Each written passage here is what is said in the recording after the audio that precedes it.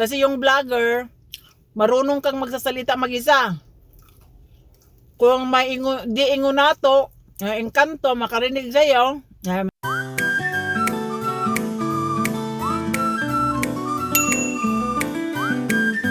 bili tayo ng chicken of the sea today, guys. Uy, anak kasi. Magdi-day-off ako ng magluluto.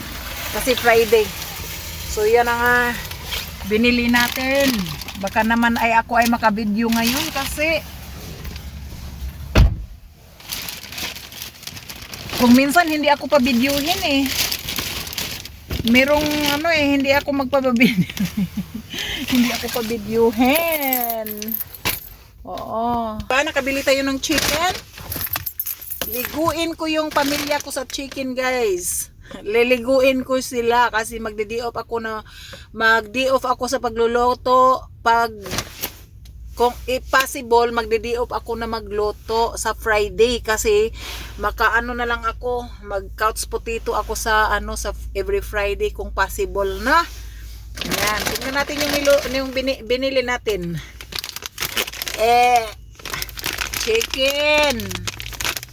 Chicken at saka chicken, yung luto na ba na chicken. Yan, chicken. Liliguin ko sila ng chicken. Magiging may pakpak na sila pag At saka chicken.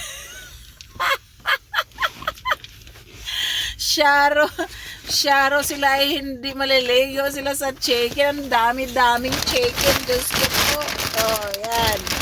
Maligo kayo ng chicken.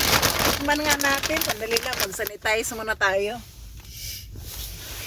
Sanitize muna tayo ng ating kamay. Kasi nga, diba? Tingnan natin. Tikman natin yung chicken. Kasi kung fresh ba. Yung nasa bucket, fresh pa talaga kasi kumuha lang ako kasi ito, nandoon ito sa shelf. Baka hindi na ba fresh. Yan. Yan. Guy, ang lucky guys, oh. Marami siya din. Yung $5 yung isang supot, marami din. Tingnan mo. Kain tayo guys. Kaya lang walang walang honey mustard or ranch. Masarap ito sa honey mustard or ranch.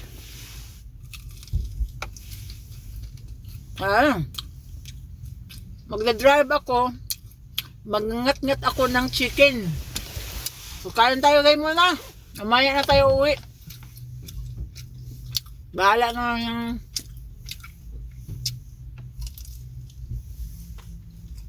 fresh naman siya, oh. Pero advice ko na kulang talaga yung flavoring nila kaysa compare sa lulutuin ko. Pero okay na din. Paborito ng mga Amerikano guys. Yung walang buto na ba? Itong gusto nila kasi wala ng buto. Hindi na sila maghimay-himay ng mga buto.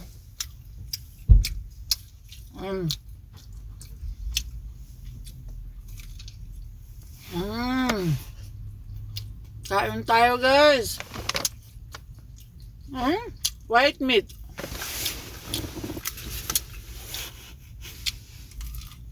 Kain na ako.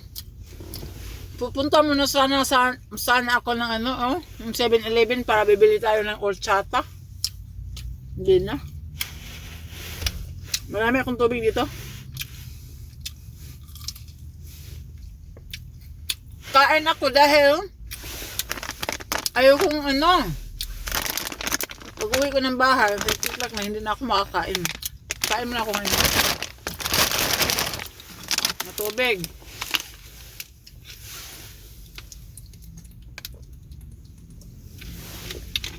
Ako guys, ilang years na ako dito sa Amerika, talaga ako ay yung soda, yung Coke at saka yung Pepsi, wala, hindi talaga kami bumibili ng guys, hindi kami umiinom ng ganyan, mga soda, mga Coke or mga Pepsi, hindi kami umiinom.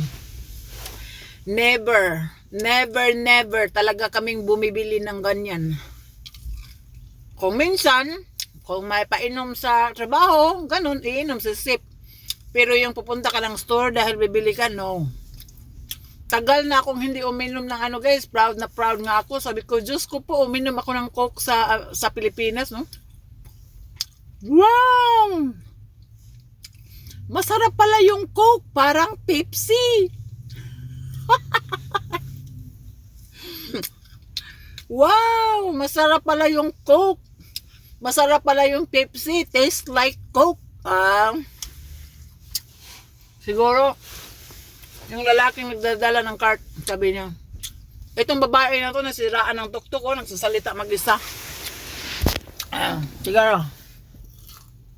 Sabi niya, nasiraan siguro itong babae. Kasi nagsasalita siya mag-isa. Ganyan talaga guys, pag vlogger ka, nagsasalita ka mag-isa, huwag ka na lang mag-vlogger kung hindi ka magsasalita mag-isa. Kasi yung vlogger, marunong kang magsasalita mag-isa.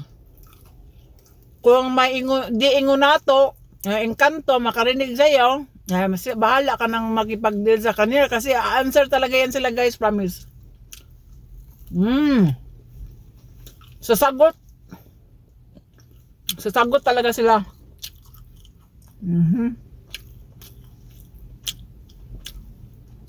Kain muna tayo guys. Kain muna tayo kasi alas 5 na, pwede pa tayo nakakain.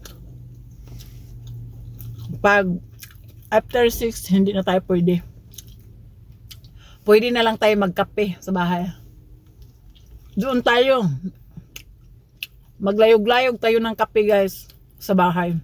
Pero proud ako today ha kasi hindi ako nagka-heartburn.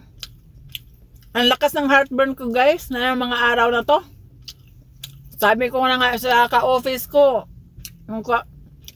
pahingi ng medisina ng heartburn. Ngayon nagdadala na ako ng medisina para sa heartburn. Nakapag-share din siya. Mabuti na lang mabait yung mga ka-office ko dahil. Mga ka-office ko, mga mabait. Mga mabait yung katrabaho ko guys. Wala akong masabi. Ganun talaga pag kung minsan, busy ka, wala ka na sa line mo, gagawin mo. Ganyan talaga yun. Normal lang. Ako kahit saan mo saan nila ako ilagay, magpa-function ako guys, good. Mag-function ako kahit anong gagawin ko sa trabaho, binabayaran naman tayo. Yan sa facility na yan, binabayaran tayo ng minuto to minuto. Kahit anong gagawin mo, binabayaran ka. Kaya magpa-function tayo kung anong ibagawa sa atin ng mga admin natin, yung mga DOE natin. Magpa-function tayo. Kasi, alanganin naman. Kailangan gagawin At saka, maswerte kasi hindi naman tayo tapulan ba? Hindi naman tayo na tapulan. Ano sabihin Tagalog na tapulan Tamad. Ganon, tamad. Hindi tayo tamad. Maswerte din sila, no? So ngayon, dinala ko na yung creamer ko. Ayun, dinala ko na balik yung creamer ko dahil naglilinis sila ng ref. Itong creamer ko, dinala ko na balik. Tapos, pumunta ako ng admission. Kumukuha ako ng donut, guys. Kumuha ako ng donut doon sa admission. Yan, dala ako ng donut. Kasi, mahilig yung anak ko at saka asawa ko, mahilig sila sa mga ganyan, sa mga matamis-tamis. Ako din kung minsan, mabuti na lang yan, dadalhin natin at makapag-kape tayo bukas. Magkapag-coffee tayo bukas.